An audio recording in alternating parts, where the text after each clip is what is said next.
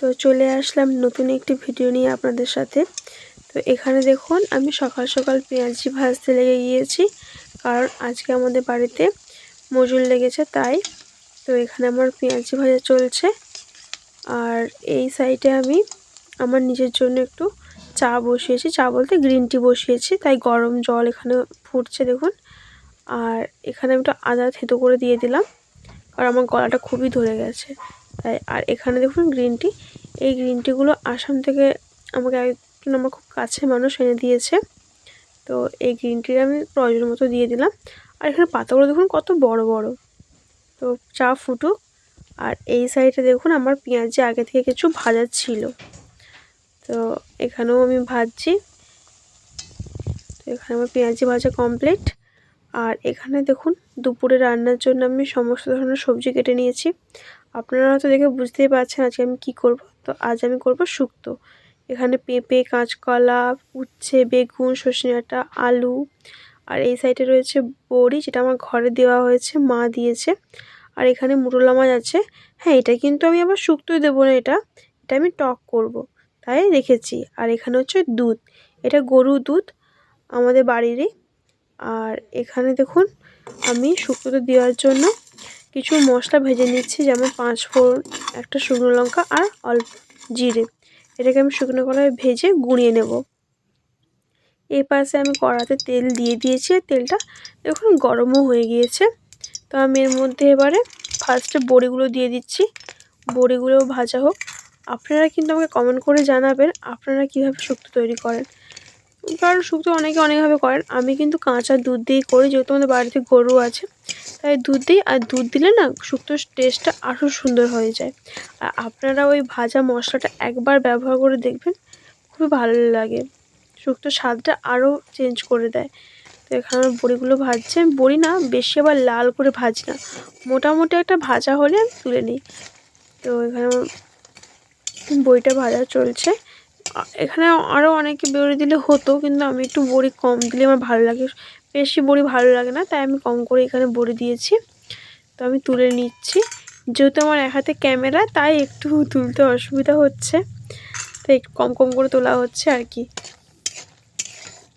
তো এবার আমি সব বড়িগুলোকে তুলে নেওয়ার পর বাকি সবজিগুলো ভাজি।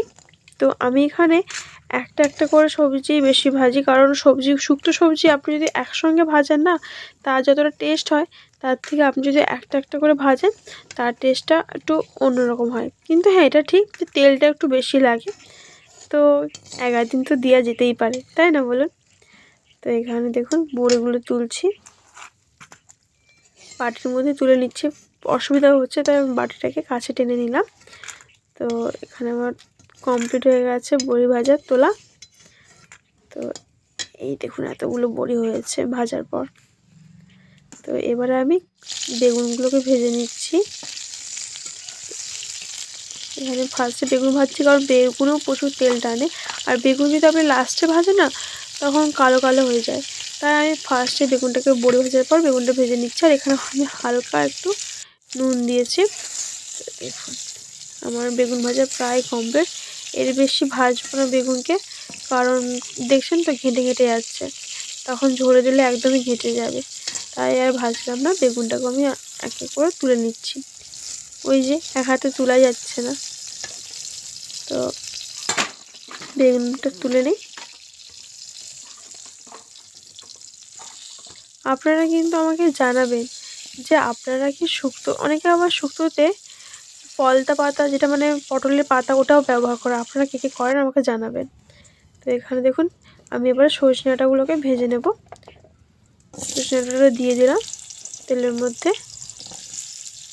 সজনে ডাঁটা কিন্তু আবার বেশি ভাজলে হবে না, কারণ ওটা তেতো হয়ে যায়, তাই কম করে ভাজতে হয়। তো এখানে আমি সজনে ডাঁটা এবার ভালো করে ভাজবো, কিন্তু একটু হলুদও দিয়ে দিলাম। আর আপনারা হয়তো অনেকে বলবেন যে তুমি চামচে করে কেন হলুদ দাও না, আমি না এতে আন্দাজ পেয়ে যাই, তাই আর চামচ ব্যবহার করি না, এইভাবেই দিয়ে দিলাম। এখানে আমার সজনে ডাঁটা ভাজা হয়ে গেল। এখানে আমি এবার উচ্ছে দিয়ে দিলাম, উচ্ছেগুলোকে আমি এবার ভালো করে ভেজে নেব। তো উচ্ছে ভাজার পর এখানে আমি বাকি যে সবজিগুলো, গাজর, পেঁপে আর আলু, এগুলোকে আমি আর আলাদা আলাদা করে ভাজছি না, এগুলোকে আমি একসাথেই ভেজে নিচ্ছি। তো এটাকেও সময় লাগবে যেহেতু আলুগুলোকে সেদ্ধ করতে হবে। তো এখানে দেখুন কড়াতে আমি কাঁচকলাগুলোকে আগে দিয়ে নুন হলুদ দিয়ে সেদ্ধ করে রেখেছিলাম। তো এবারে আমি কাঁচকলাগুলোকে দিয়ে দিলাম। কাঁচকলাকে ডাইরেক্ট তেলে ভাজলেও হয়, কিন্তু তাতে কী হয় বলুন তো, শুক্তো কালারটা না কালো টাইপের হয়ে যায়। তাই আমি কি করি, একটু নুন হলুদে সেদ্ধ করে তারপর করি। তো এবার শুক্তো করার জন্য আমি এখানে কড়াইয়ে তেল দিয়ে দিয়েছি, এটা আমি সরষের তেল দিয়েছি। দেখুন ভালোই ধোঁয়া উঠে গেছে। এখানে আমি শুকনো লঙ্কা, 5 ফোড়ন আর তেজপাতা ফোড়নে এটাই আমি দিলাম। তো এটাকে দিয়ে ভালো করে একটু নেড়ে নিই। তো এবার নাড়া হয়ে গেছে দেখুন। এবার আমি এখানে দেব কিছুটা পরিমাণে আদা বাটা। তো এখানে আমি আদা বাটা দিয়ে দিলাম। এবার আবারও ভালো করে মিশিয়ে নিলাম। অনেকে আদা বাটার সাথে জিরে বাটাও দেয়, বাট আমি জিরে বাটা দিই না, শুধু আদা বাটাটাই দিই। এখানে আমি প্রয়োজন মতো একটু হলুদ দিলাম। অনেকে আবার শুধুতে হলুদ ব্যবহার করে না, কিন্তু আমি একটু হলুদ আবার দিই। তো এবারে নাড়া হয়ে গেছে। এবার আমি এখানে ভেজে রাখা সমস্ত সবজিগুলোকে একসাথে দিয়ে দিলাম। এখানে সমস্ত সবজি যেহেতু সেদ্ধ করা, তাই বেশি টাইম আর লাগবে না। একটু কষিয়ে নিয়ে জল দিয়ে দুধ দিয়ে দেবো। তো একটু ভালো করে এবার মিশিয়ে নিলাম মশলাটার সাথে।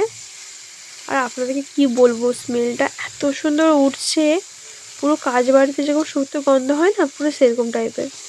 তো এবার এখানে আমি সব কিছু মিশিয়ে নিলাম ভালো করে। এখানে আমি এর মধ্যে এবার আমি দেব দুধ। তো আমি দুধ দিয়ে দিচ্ছি। তো এখানে আমি পুরো দুধটা দিচ্ছি না, হাফ দুধ দিলাম আর হাফটা রেখে দিলাম। এটা আমি নামানোর কিছুক্ষণ আগে দেব। তো এবার আবারও ভালো করে মিশিয়ে নিলাম। যারা দুধ খান না তারা দুধ দেবেন না, কিন্তু দিলে ভালো লাগে। এর পরিবর্তে আপনারা আমুল দুধও কিন্তু ব্যবহার করতে পারেন। যেহেতু আমাদের বাড়িতে গরুর দুধ ছিল, তাই আমি দুধ দিলাম। এখানে কিছুটা পরিমাণ মতো জল দিলাম এখানে। তো জলটা দেওয়ার পর দেখুন আমার শুক্তো প্রায় ফুটে গেছে, টক করে এখানে ফুটছে। তো এখানে বাকি দুধটাও আমি দিয়ে দিলাম। আবারও ভালো করে মিশিয়ে নিয়ে এখানে কিছুটা স্বাদ মতো চিনি দিয়ে দিলাম। শুক্তোতে অনেকে চিনি নাও দিতে পারেন, কিন্তু আমরা একটু সব তরকারিতে একটু করে মিষ্টি দিয়ে রাখি। তো আমি তাই একটু মিষ্টি দিয়ে দিলাম। ভালো করে এবার আবারও মিশিয়ে নিলাম। মিশিয়ে নেওয়ার পর দেখুন আমার এটা ফুটছে। এবারে এখানে আমি এই ভাজা মশলা, যেটা আমি ভেজে গুঁড়ো করে রেখেছিলাম, সেই মশলাটা কিছুটা দিয়ে দিলাম আর কিছুটা রেখে দিলাম। ওটা আমি উপর থেকে ছড়াবো যখন তরকারি হয়ে যাবে। তো এটা দিয়ে এবারে আমি এখানে দেব ভেজে রাখা বড়িগুলো দিয়ে ভালো করে মিশিয়ে নেব। ও হ্যাঁ, এখানে ঘিটাও দিতে হবে। ঘিটা কিন্তু আমি কম করে দিচ্ছি, কারণ যে বললাম যে আমাদের বাড়িতে লোক লেগেছে, তো সবাই তো ঘি খেতে পছন্দ করে না, তাই আমি এখানে ঘিটা কম করে দিলাম। হয়তো ঘি একটু বেশি করে দিলে কিন্তু স্বাদটা আরও বেশি ভালো লাগে খেতে। আর এই সাইডে আমার ভাত ফুটছে দেখুন, শুক্তোটা একটু ফুটে যাক। তো এবার আমি দেখুন এখানে প্লেটের সেজে ঢেলে নিয়েছি। তো কেমন লাগছে জানাবেন।